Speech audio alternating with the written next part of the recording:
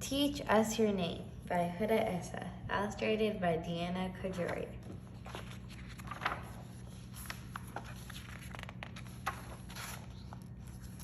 It was the first day of school, and the words I dreaded hearing tumbled out of my teacher's mouth. In a cheerful voice, she said, "Now I'm going to take attendance. Please raise your hand when you hear your name. Oh, and please correct me if I'm saying it wrong." She sent all the students warm smiles after reading their names. Paul, Kathy, Melanie. I cringed, knowing my name would come soon. David, Paula.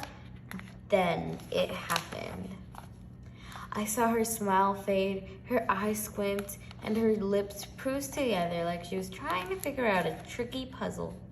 She quietly cleared her throat.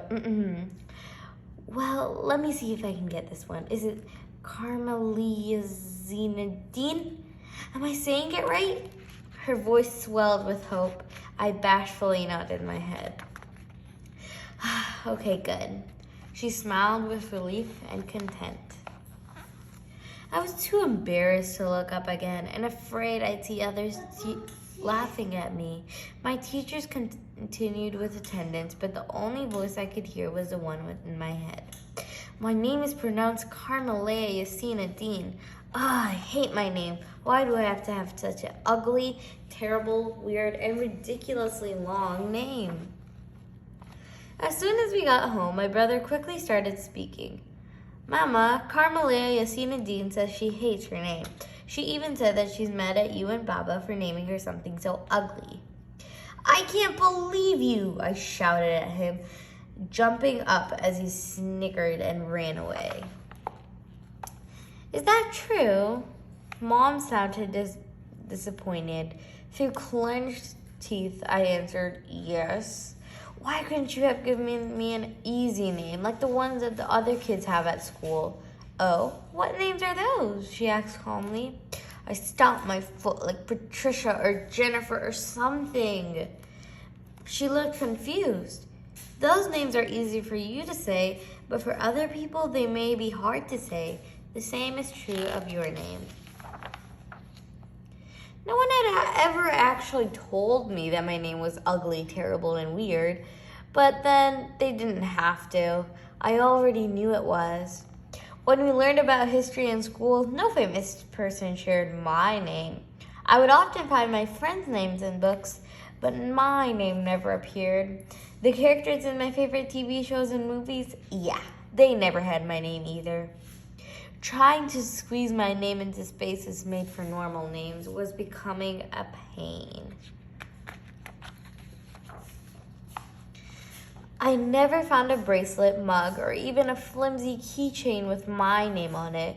My mom tried to buy me a special bracelet, but it was charged additional fees for all the extra letters. Then it was too long to be a bracelet anymore, so we had to change it into a necklace. One of my classmates pointed out that my name was almost as long as the alphabet. When he said that to the whole class, he was smiling, but I was not. My teachers and classmates began calling me Carmadine. I was too shy to correct them. Eventually, even though I hated it, that's what I started calling myself too. It was just easier that way. Then, in one wonderful summer, Mama and Baba took us on an overseas trip to visit family. We spoke a different language there and got to see new places and friendly faces every day. It felt like a new adventure. My grandma, Siti, was my favorite people there. Everyone loved listening to our stories, which always seemed to hold valuable lessons. One afternoon, in a matter-of-fact voice, she said, "My dear, your mother tells me you're having troubles with your name." It was only then that I realized I hadn't thought about my name once the entire trip. Everyone there seemed to have already heard of it, and most people had nice things to say about it. Her voice was soft as she asked, "Do you know what your name means, Carmelea Yasina Dean?" I thought about it for a moment, then shook my head. With a tender smile, she said, "Your name is a beautiful word that means excellent guidance, and it's a big part of who you are. If you hate your name, you're hating an important part of yourself. But where I live, it's so hard for people to say my name, I replied. Maybe so, but your name means guidance. So why don't you guide them on the proper way to say your name?